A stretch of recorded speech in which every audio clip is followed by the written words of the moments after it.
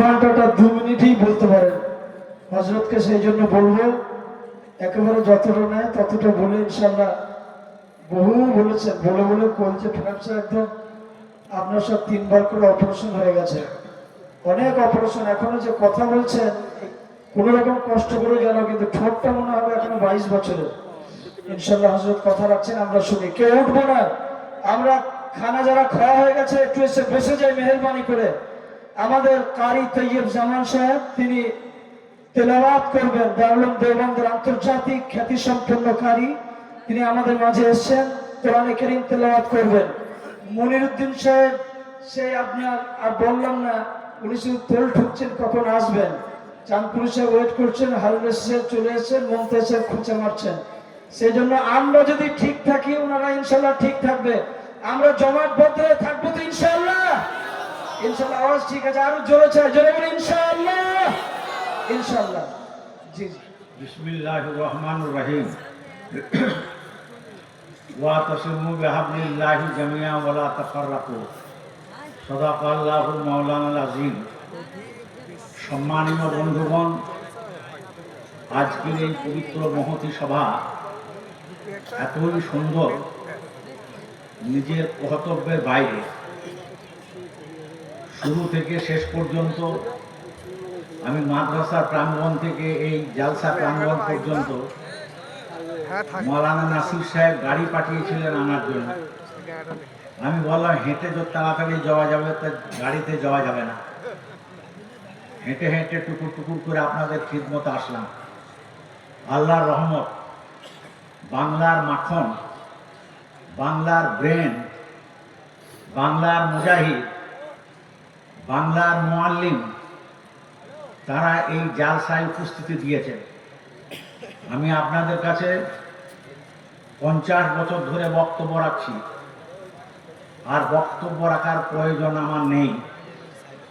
শুধুমাত্র একটা মশওয়ারা দেওয়ার জন্য আপনাদের খিদমতে হাজির হলাম। আর সেটা হলো এই, জাতিকে বাঁচতে হলে আর জাতিকে এগিয়ে যেতে হলে দুটো জিনিসের দরকার। জাতির জন্য দুটো জিনিসের দরকার, একটার নাম তানজিম আর একটার নাম হলো তালিম। তানজিম সংগঠন, তালিম শিক্ষা। এই তালিম, শিক্ষা, তানজিম, সংগঠন, এই দুটো যদি আমাদের কাছে থাকে তাহলে আমাদেরকে কেউ পিছন ঠেলতে পারবে না। মুশকিল কথা হলো যে এই দুটো থেকে আমাদেরকে বিচ্ছিন্ন করার যে সমস্ত পরিকল্পনা হয়েছে, হচ্ছে, আগামীতেও হবে। যদি আমরা সতর্ক হই, আমরা যদি ওলামায়ে দ্বীনদের প্রতি ভরসা রাখি, তাহলে ইনশাআল্লাহ সহি নেতৃত্ব, সঠিক পথের দিশারি ওলামায়ে দ্বীন আপনাদেরকে দেবে। অতএব আমি মনে করি মৌলানা নাসিরউদ্দিন সাহেব, এই ঘাটসোনা একটা অখ্যাত গ্রাম, এই গ্রামে এই মাদ্রাসা কেন্দ্রিক আজকের বিশেষ করে এই জালসা এবং ওলামাদের এই সম্মিলন, মুসলমানের আগমন, সেই সাথে ওর কার্যকলাপ নিয়ে যেটুকু আমি ভাবতে পারি, কাটোয়া সাব ডিভিশন এবং বর্ধমান জেলায় মৌলানা নাসিরউদ্দিন সাহেব যেভাবে সমাজের জন্য, জাতির জন্য, মুসলমানের জন্য কাজ করছেন, যে ফিকের যে চিন্তা ভাবনা নিয়ে উনি এগিয়ে চলছেন, আমি উজ্জীবিত যে আগামী দিন ইনশাআল্লাহ ওর হাতে এই পতাকা আমাদেরকে আগিয়ে নিয়ে যাবে। আমরা আগিয়ে যাব, আমরা পিছিয়ে যাব না। এই কথাটা যেন আমরা কানে ভরে রাখি। সব কথাই আমাদের কাছে এসেছে, একটি কথা আমি লক্ষ্য করলাম এখনো আসেনি। সেই কথাটা হচ্ছে এই, ঘাটসোনা মাদ্রাসার ডাকে ঐতিহাসিক জালসা ও সম্প্রীতির মহাসম্মেলন।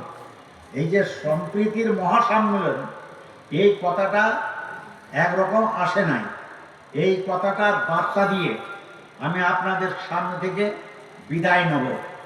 আগামী দিনে দোয়া করবেন আল্লাহ যেন আমাদের শক্তি যোগায় এবং আমরা যেন ঈমান নিয়ে বাঁচতে পারি, ঈমান নিয়ে মরতে পারি।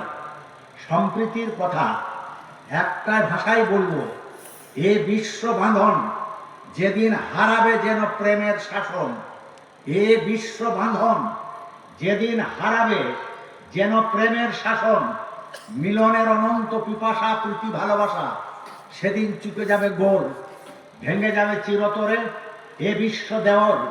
তুমি আমি কারো হিতা রহিবে না ঠাঁই, বিশ্ব শূন্যে বিরাজিবে শুধু নাই নাই নাই।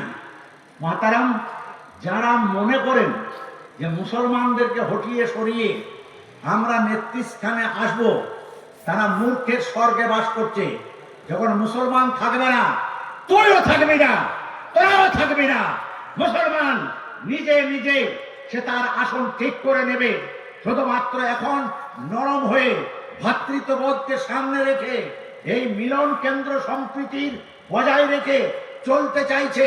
যখন দেখব তুমি রাক্ষস, তুমি সিংহ হয়ে তুমি যখন আসছো, তখন আমি হব তোমার সামনে আর বিশাল ভয়ঙ্কর হয়ে আমি তোমার সামনে দাঁড়াবো।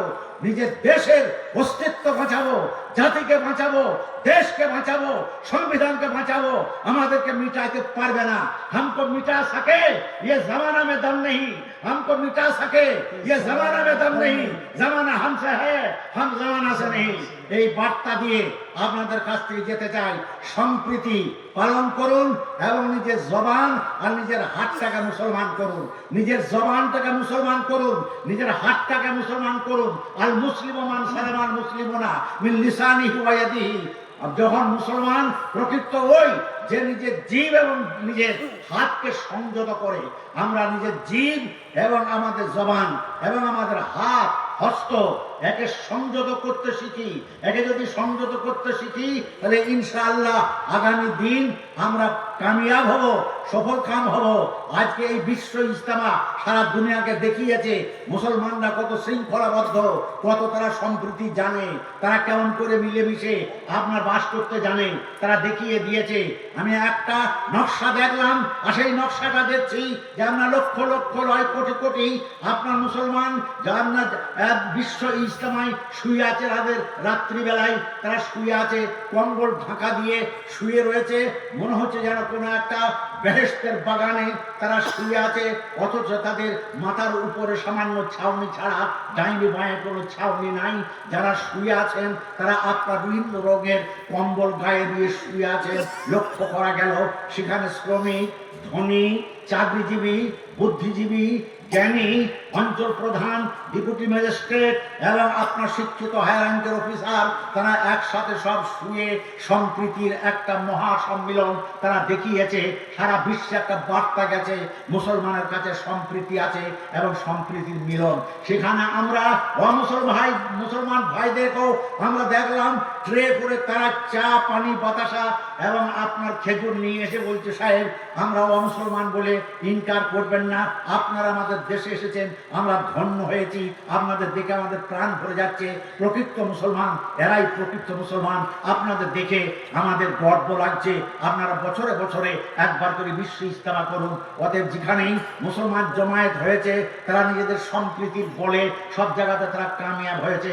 700 বছর ধরে যে মুসলমানরা এই ভারতের মাটিতে রাজত্ব করেছে, তারা একথা দেখিয়ে দিয়েছে, যদি আমরা সম্প্রীতি রক্ষা না করতাম, যদি আমরা সন্ত্রাসী হতাম, তাহলে পরে এই ভারতবর্ষে আর একটা মুসলমান থাকতো না, সবাই তাহলে আপনার মুসলমানই হয়ে যেত, অমুসলমান থাকতো না।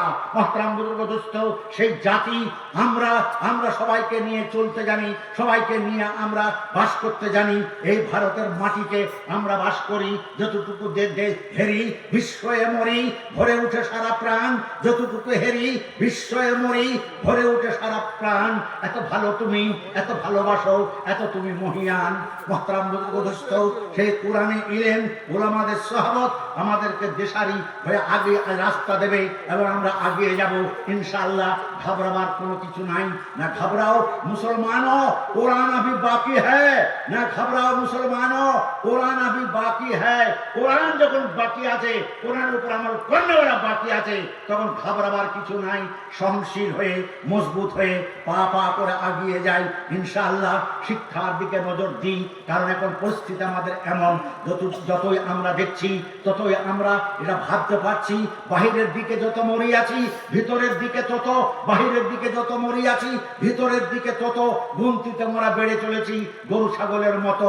এই নকশাটা দূর করে দিয়ে শিক্ষিত গুণে গুণান্বিত হয়ে আগিয়ে আসতে হবে। যদি আগিয়ে আসতে পারি তাহলে তোমরাই বীর সন্তান, যুগে যুগে এই পৃথিবীর হাসিয়া তোমরা ফুলের মতো কাটায়েছ নিজ শির। প্রকাশ করো তোমার বুকের তকদিরের উদার ধ্বনি, তোমার কপাল তুমি গড়ো, দূর করো ওর সকল শনি। বড় ধীর উদ্যত কণ্ঠে আমি বীর মুসলমান, আল্লাহ ভিন্ন মানি না অন্য, আমি চিরনির্ভীক প্রাণ, আমি মৃত্যুর মাঝে খুঁজি চিরজীবনের সন্ধান, আমি ঘূর্ণির উল্কা, আমি অগ্নির ফুলকা, আমি খোদাইতে যেতে দিয়ান। বড় ধীর উদ্যত কণ্ঠে আমি বীর মুসলমান। নারে তাকবীর!